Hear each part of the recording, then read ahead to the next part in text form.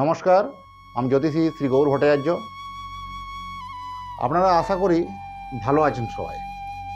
জানেন কি এই আগামী দিনগুলো আপনার কেমন যেতে চলেছে, বা জানতে চান আপনার আগামী দিনগুলো কেমন হবে, বা আপনার আগামী ভবিষ্যৎ কেমন হবে?